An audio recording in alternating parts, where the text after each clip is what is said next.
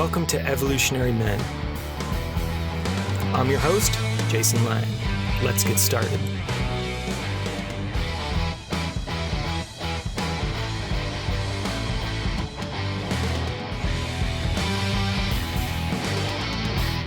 All right, everybody. Well, welcome back.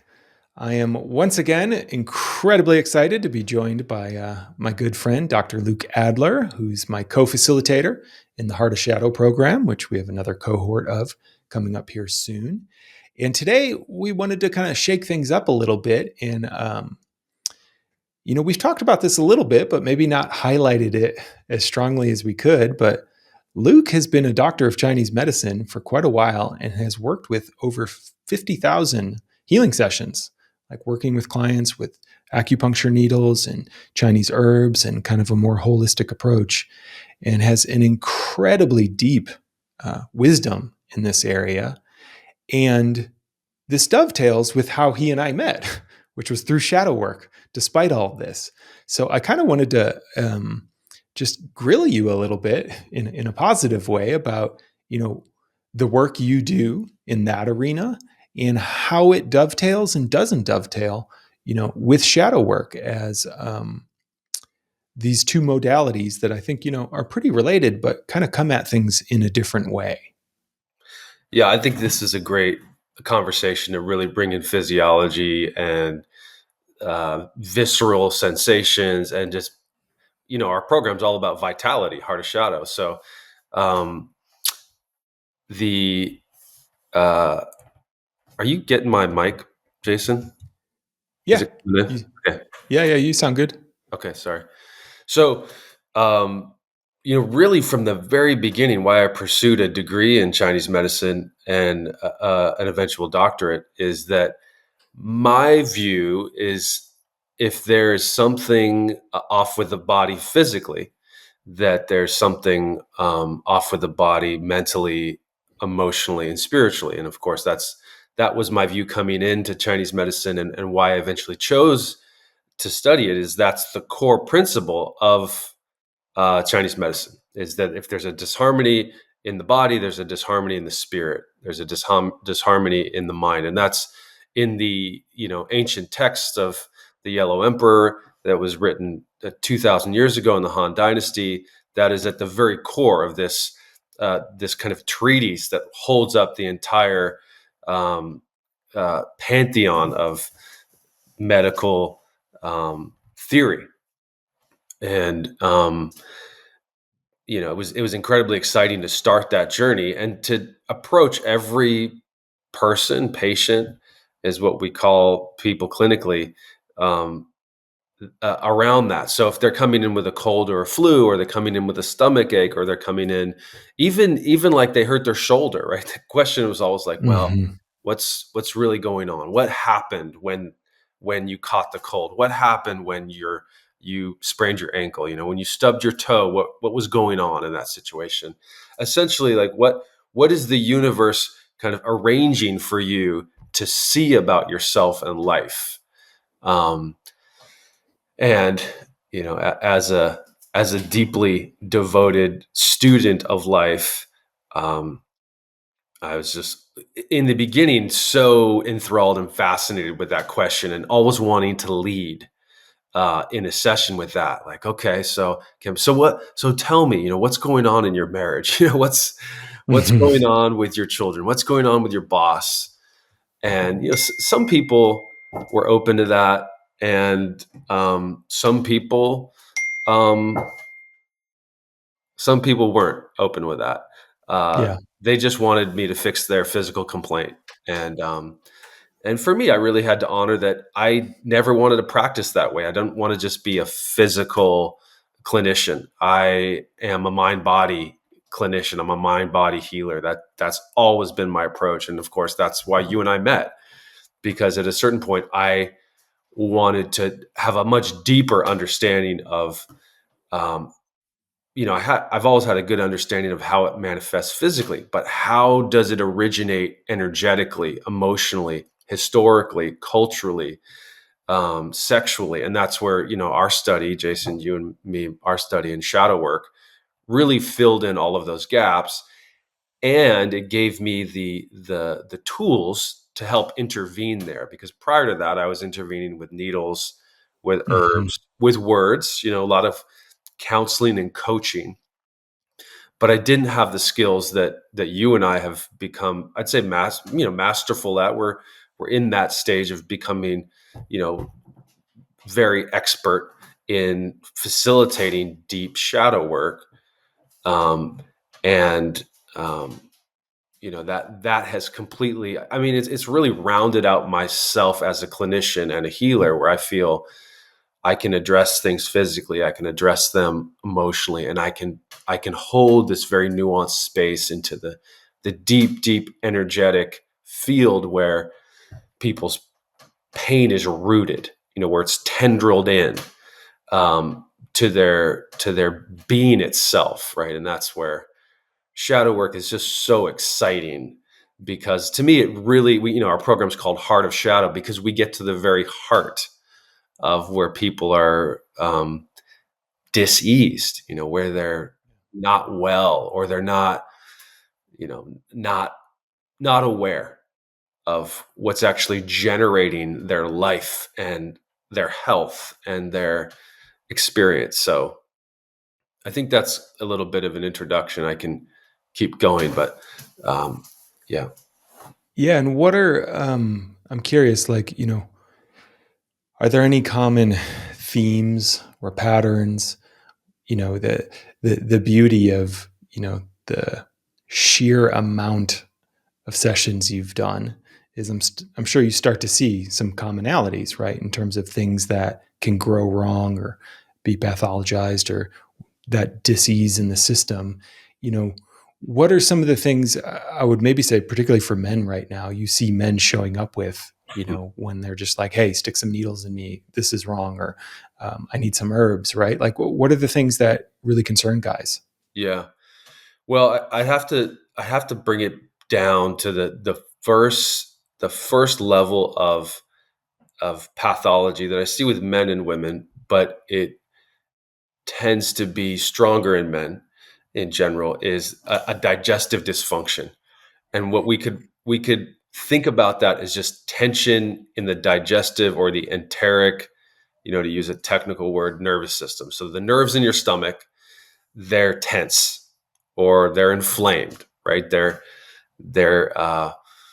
kind of wired in a certain sense. And so the first kind of symptoms we see is a stomach ache or constipation or diarrhea, or acid regurg, really common for men in their late 30s and 40s, right? They're all taking Prilosec or some kind of tracheal coating to combat the inflammation in that upper part of the GI tract. Um, and of course, this can lead to ulcers and Crohn's and colitis and even cancer. And I can flush out that pathological picture, right? But what's occurring, in addition to the stress load, which any human being who lives in the world has, is that the digestive system is being taxed. It's under constant strain and duress, and that's that's being exacerbated because men are not talking about their stress. And Mm. men men there's a belief in society that men are not supposed to talk about their stress. Men are not supposed to be wimpy, they're not supposed to be pussies, they're not supposed to show weakness, right? And this is, I don't need to give examples of this. We all can agree that this is the condition of this is the default condition of being a man, is don't be a wimp. So the result of that is men stuff that voice that says, this is too much. I'm tired. I don't want to go to work. I want to rest. I want to complain about my boss. I want to complain about my wife. And I just want to talk about it. I just want to share that. And what men are taught to do is to not do that, because it's a sign of weakness and wimpiness. And um, that one thing, of not sharing adds tremendously to that tension in the enteric nervous system. And so then what happens, right? This is an obvious correlation, right? The acid regurg gets worse. The phlegm, the congestion in your face, in your nose, the chronic sinusitis, the earaches, the red eyes, they all get worse. And right then you're like, I'm now vulnerable to COVID, right? I'm now vulnerable to the flu. I'm now vulnerable to virus and bacterial infections because I'm not eating well, because I'm not resting enough. Yes, but ultimately because I'm not talking about and getting in touch with the tension in my gut, in my upper GI tract, right? And then if that continues over time, it's going to affect the cardiac system. It's going to affect sleep. It's going to affect. I talked about it affecting the immune system, and it's going to affect the adrenals and the kidneys. So it's going to affect your ability to urinate. It's going to affect. It could create UTIs. It could create sexual dysfunctions. It could lead to low sex drive, low testosterone, and you just flush that whole scene out. That is the condition of masculinity, physiologically and emotionally. And we could then bring in what happens to fear and what happens to your sense of joy and vitality, Mhm. um, and how those are linked into specific organ systems. Um, and eventually, this is the picture you and I described, is you're left as being kind of like a husk of a man who doesn't have his passion, who doesn't have his virility. And the driver of that emotionally and psychospiritually is if you're not in touch with the stress and the voice inside that says don't be a pussy, you start to go numb emotionally. You can't feel. And this is what I see with men in the clinic, and even with not so much with men I'm doing shadow work with, because they're already cracked open. They're already in a state of crisis, which means they're starting to feel. Mhm. The feeling has cracked through their ability to hold everything down. So I work with a man. I'm like, well, do you want to look at this from this other perspective? And sometimes I get a blank stare back at me, or they say yes, but I can see the doe in the headlights look. Like there's a way.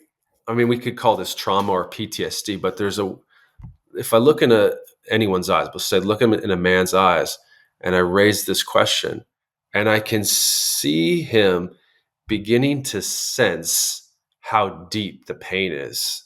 Mm. He can't feel it, but he can sense the distance between where he's at in his awareness and where the pain's at. And there's this hollow look in the eyes, and there's a lot of fear. There's a lot of fear, and um, that has to be addressed um, carefully and gently for a couple of reasons. One is that the body has actually become quite weak. And if we bring up that stuff too quickly, and this is a problem that healers get into and shamans get into, and even doing sacred medicine journeys can get into. Whereas if you bring up some of this pain too fast and the body is too weak, you Mhm. actually weaken the body further, and you can fracture the mind because the mind isn't developed enough to hold the pain it's been avoiding. Yeah. And that actually is deleterious. It's not healthy for the man's mind or the body. The body mind has to be brought back to health over time, and then whether there's enough strength in the system, then you can do some deep shadow work. Yeah, man, there's so much there. I'll kind of Yeah, maybe go starting backwards, but fill it in a little bit. it's so cool to hear that, because I think that just that fills out and actually tracks something I've noticed, having worked with men for a number of years now, and particularly, one of the other programs I lead, we've noticed this pattern. I've noticed this pattern I've had to speak to with men, where about 40% of the way through the journey, they're in pretty deep, and they've gotten to know the community, and they're doing some deep work, and we specifically guide them into some kind of older material. But then stuff really starts to come up. Emotions start coming through, crunchiness starts coming through, and in a way, life gets a little worse for a while. And it's always very confusing for them, because they're like, I've come to you to feel better, and yet I'm crying all the time. I'm getting more angry. Like, all this stuff is happening, and I think what you just gave me was pointing towards what might be happening there. Is, in a sense, and we talk about this a lot, I think one of the things a program like ours or other programs I do really does is it creates connection for men, and it starts to create a ground of safety of, wow, there's connection here available to me. I don't have to hold this anymore, which in a sense, I think, starts to resource the nervous system in the body. And as it feels that resource, then it's like, oh, now we have enough gas in the tank to actually feel and deal with this. So it's going to start to come out now. And I think there's quite likely a correlate there too, even just in intimate relationships. Like, when, in a paradoxical way, when you have enough safety and trust, all the old wounding can come up and start to, like the attachment disorder, like all that's like, okay, we can play ball now because there's some trust and connection here. But that, in a sense, the paradox I think you're pointing to is like, the system has to have a certain level of health Yes. to be able to deal with disease. Yes. And when people are chronically in trauma states or activated in fight or flight, they don't even have the resource to start to heal, in a sense. It's just like all hands are on deck, we're in threat, and nothing works. And that shift, I think, can be kind of shocking and painful for men, in a sense, but it's also what, I try to encourage men of, like, no, this is actually great. Like, the fact that you're crying all the time, or you're getting pissed off more, like, to me, that means it's working. Your system's starting to trust that, okay, we can handle this now. We can hold this now. We can process and move this now in a way we probably couldn't before. And I just think that's such a potent realization and, feeling for you to have. And like, okay, and where I think skilled facilitation is so important, of kind of feeling, right where that edge is. And, I would, point to, I think one of the things we really designed intelligently in the Heart of Shadow is, we don't just go right to the retreat, right? We build up some rapport and connection and safety and trust with men ahead of time. I think that really sets this groundwork for, like, oh yeah, I'm feeling a little better. I don't know. It just feels great to talk about my stuff with guys, or have somewhere to show up, on our weekly call. And then when we get into that real work, the system's like really ready. There's times we're doing work with a guy where it's like, as great as I think we are, it's like, oh, I didn't really have to do anything there. That guy was just like, hi, how are you doing? And something happens, because his body has been so ready to release that, or move that, or process that for so long.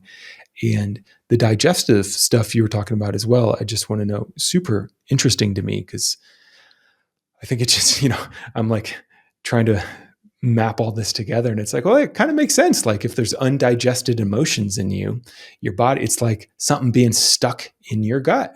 Exactly. And all the acids being built, and it's like, I want to digest this, I want to digest this, I want to digest this, and it's putting all this energy to it, but it's not happening.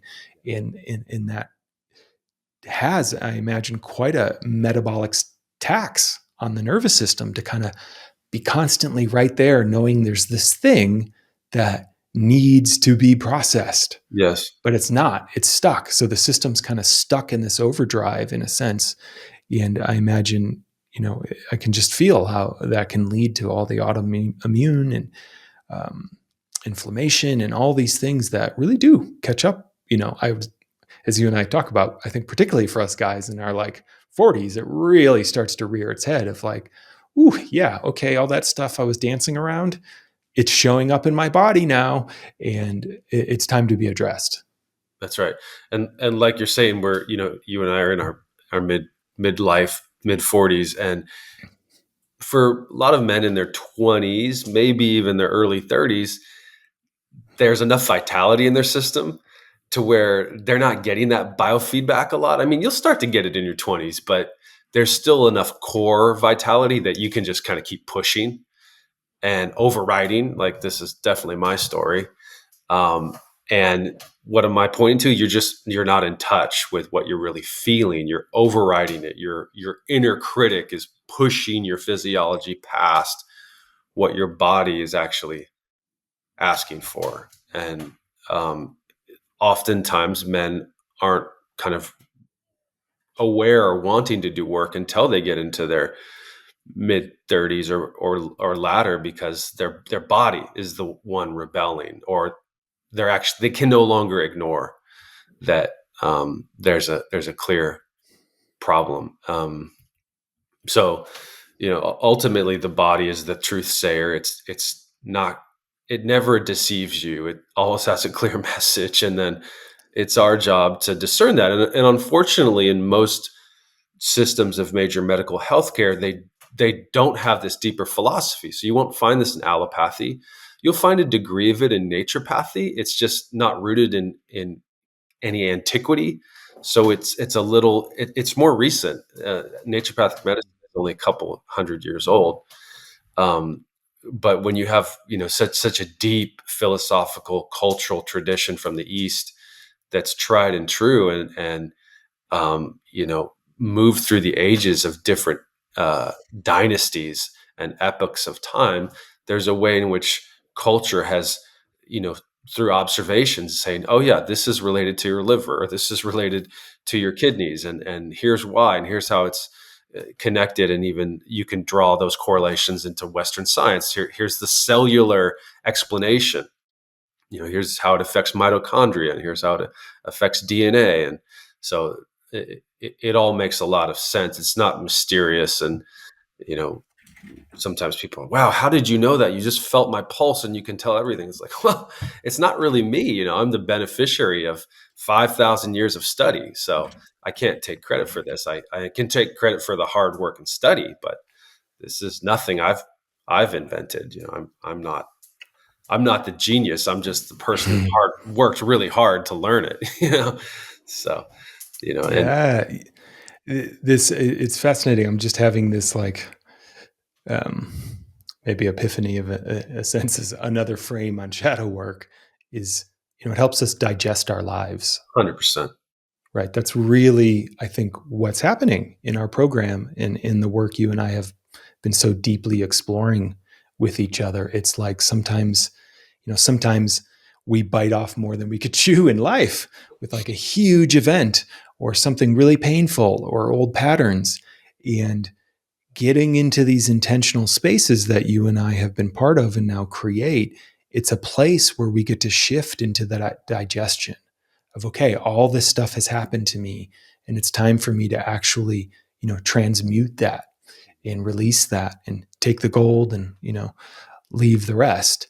And that, again, it strikes me about, kind of in the more polyvagal terms Yeah. of what I imagine links up to Yeah. your medicine work quite well, is it's very hard to heal and rest and digest when you're in fear and flight, or your body is mobilized. That's right. And so um, the connection work, the safety we create in containers like ours, in the retreat, certainly even the touch that gets to come online. This is something I've just been floored by time and time again. Of, a man might have that look in his eyes of like, oh, there's something here and I don't know how to get to it, and it feels so big and scary. And then, a hand on the heart or on his shoulder, and the body just receives that safety cue and says, okay, we can do this now. You're not alone. And that, I think the potency of our program is really creating that safety signal for men that their body can begin to heal. Like it's safe now.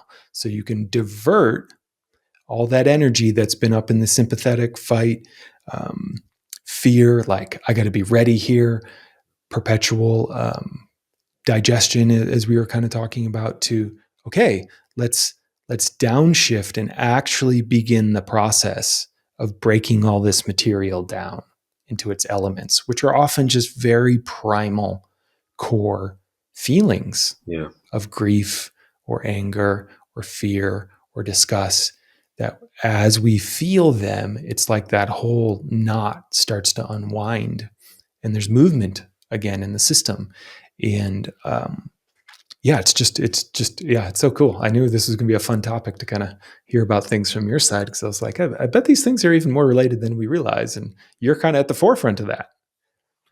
Yeah, and I mean, I so love you filling in all the dynamics uh, in terms of heart of shadow that we create, and um, the safety, the continuity. I mean, why we created the program the way we did, as opposed to just having it be a one weekend experience where it's, hey, thank you, that was great, good healing, I'll never see you again. Which, you know, that there's value to that.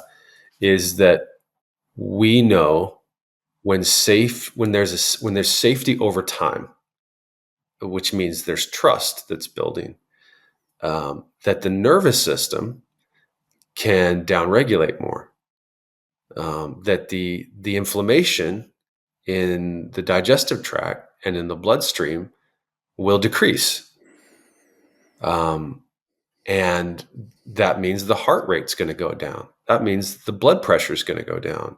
That means cholesterol is going to go down.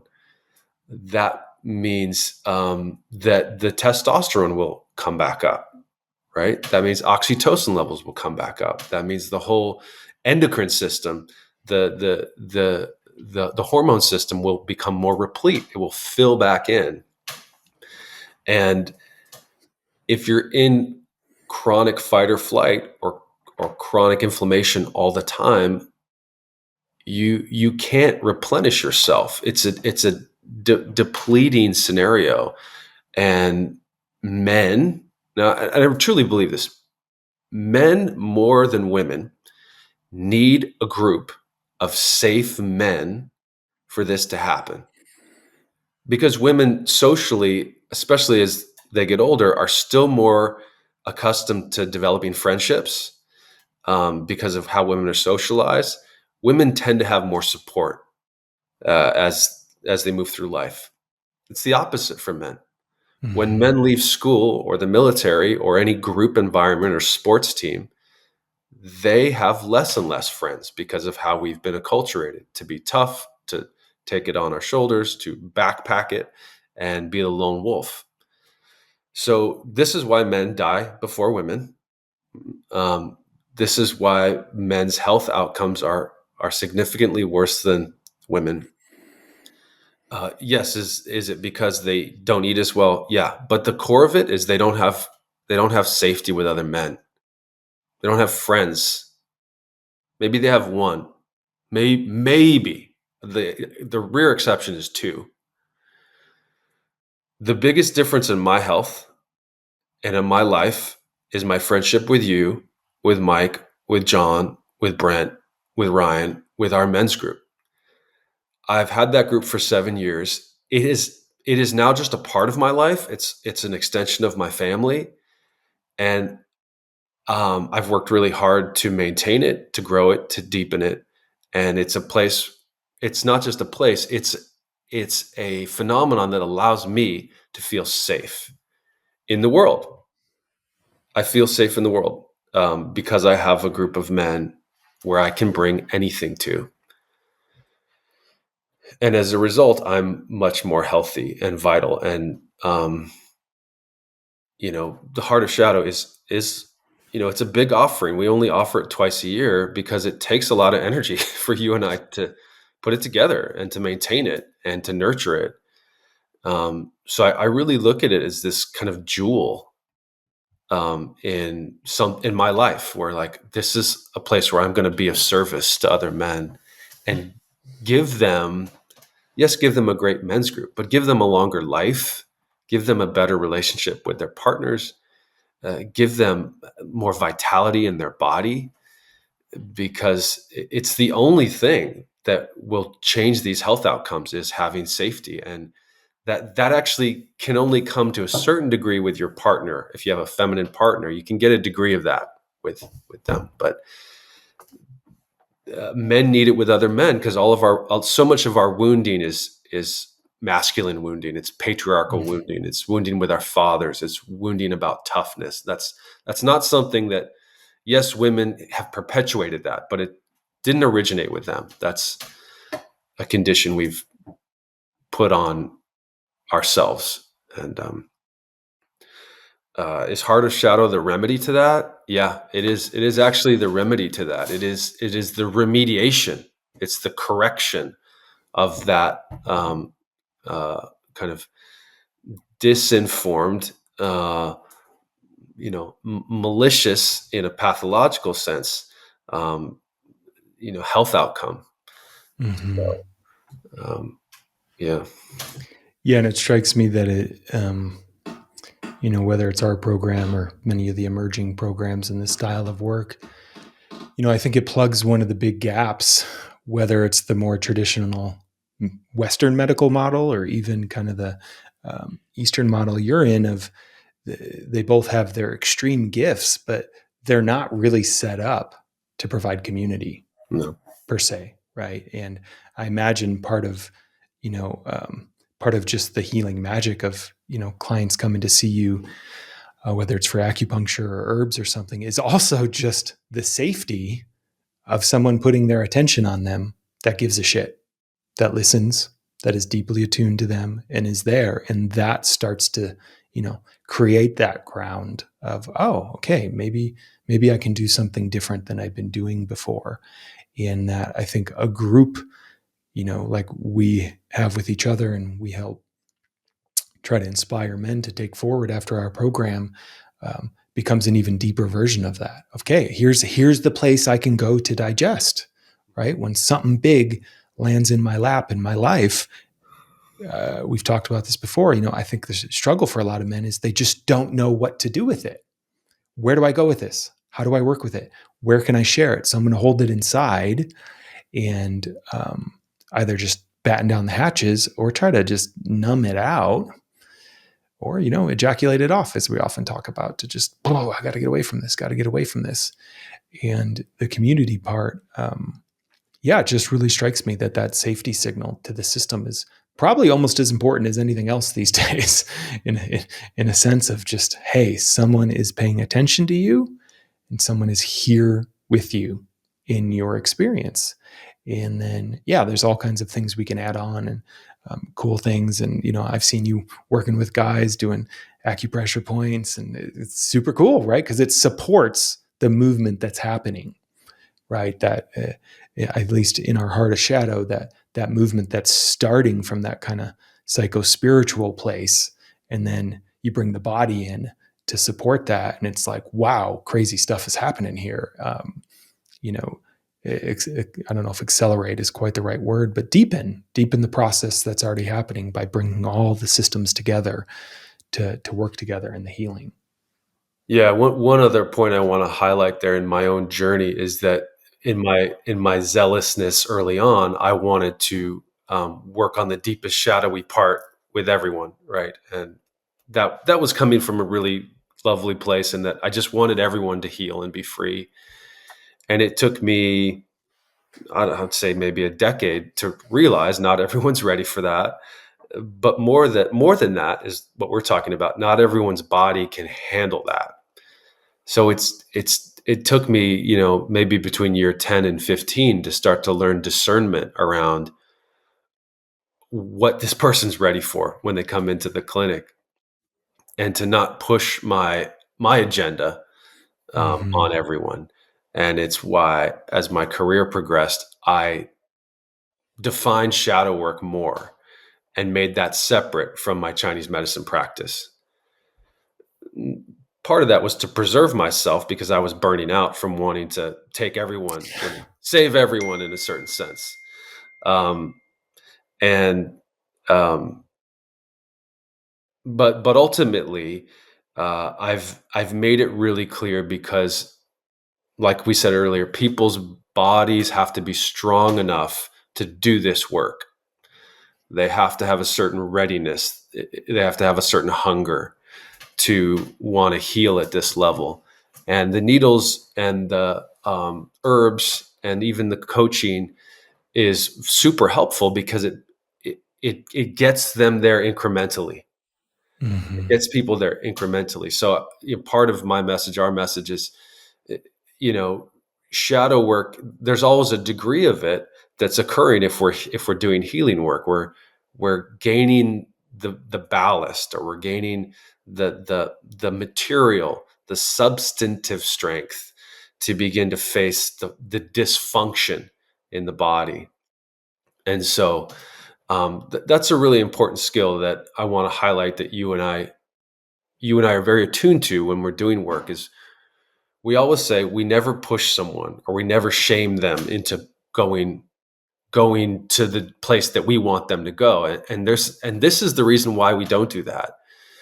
Because if you hyper masculinize shadow work, and you push someone to go somewhere that their body's not ready to go to, that it's damaging. And this is something this is partly why you and I have a lot of resonance, is that we're both attuned to that. We understand that. We've been trained that way. And we understand that from our own personal process. We can only take a man to the degree that, yes, they're ready to go, but more that their awareness can occupy.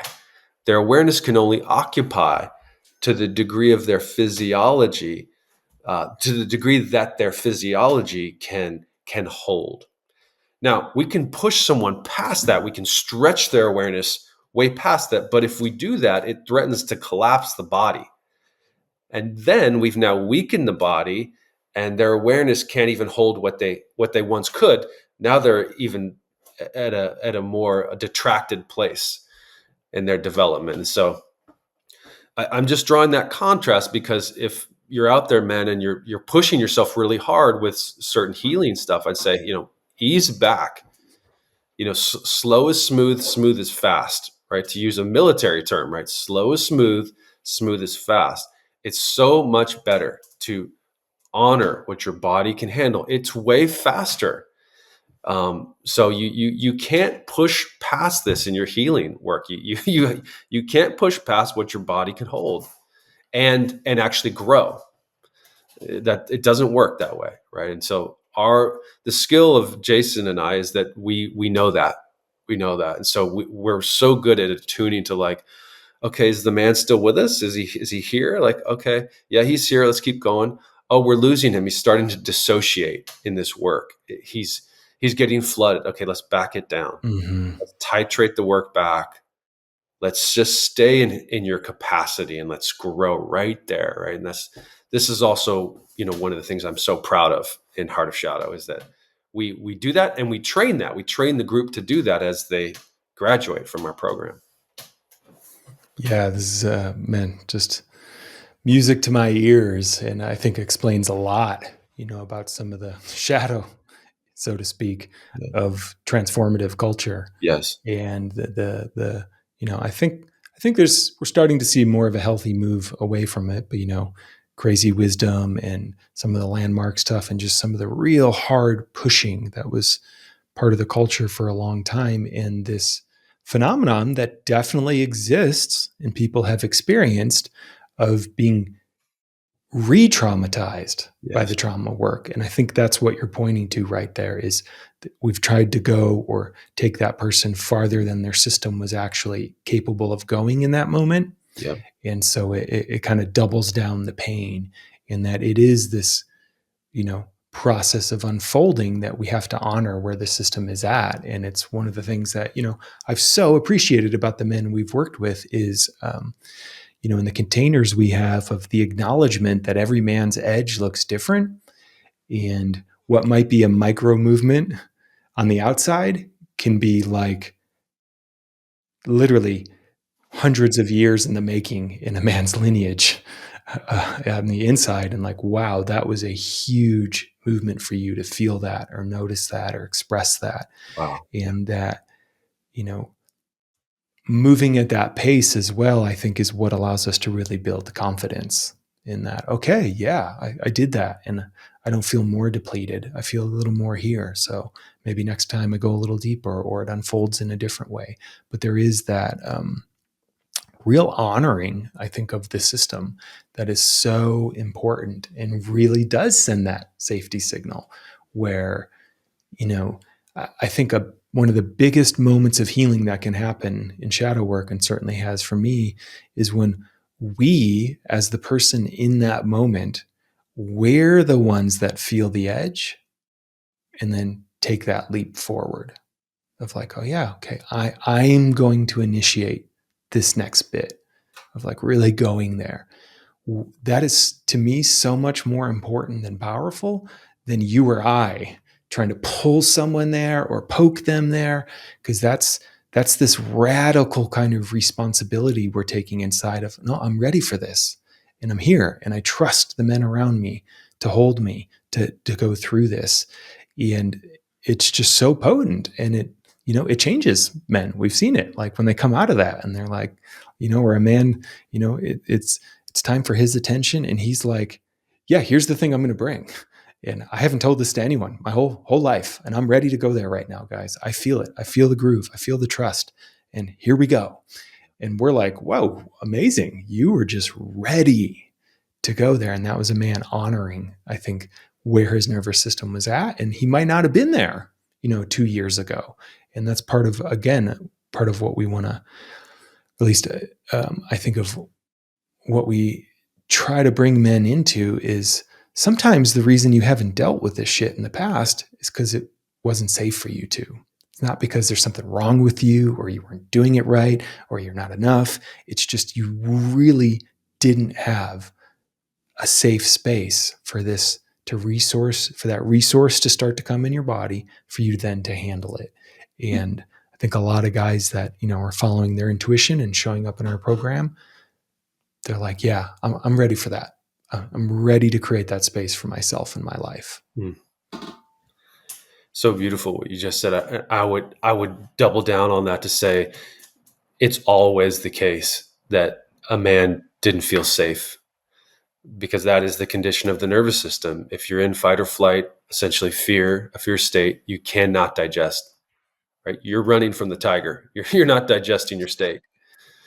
So as soon as safety becomes the condition, that means you're not running from the tiger. That means you start to heal. That means you're starting to connect with yourself, and then you're going to connect with people around you. And that's what you and I are celebrating and creating. And I love seeing a group coalesce, because really it's our instinct. It's our core instinct to want to have community, right? It comes back to our core tribal nature. We're stronger together. Mm-hmm. We have a much better chance for survival when we're together, and we have a chance for actually thriving. And to see what happens with Heart of Shadow, and what you and I are committed to creating as a larger community in men's work, where men have the choice at the end of the 10 weeks to continue to support the culture that they've worked really hard to create in 2.5 months, and build that safety over time. And we find sometimes men, they're like, okay, that was a lot. I need a break after 10 weeks. But most of the men, and I mean, 80% of the men in a group say, no, I can see the value here. I can start to get and feel, wow, this is really healthy for me. And it's not so much like we do a lot of teaching, but what we're really doing is removing we're teaching all of the unhealthy conditioning we've learned, to allow kind of a natural knowing that we all have as men about what is healthy. We actually instinctually know it's healthy to communicate. It's healthy to share. it actually comes very natural to us once we take off the conditioning that says, don't do that, that's bad. So our work is really about facilitating or making it easier for men to follow what they really want. It's already there. It's a delight for you and I to facilitate that. Yeah, such a gift. And so, as I think we bring things to a close here, I just want to note that we are in open enrollment for our next cohort of the Heart of Shadow, which you can learn all about at heartofshadow.com. If you have any questions there, you can email me. You can use the little chat bubble. Either Luke or I are happy to hop on a discovery call with you to chat things out if you're curious and just have a little bit of question. We're here for it. So thanks again, my friend, and until next time. Thanks, Jason.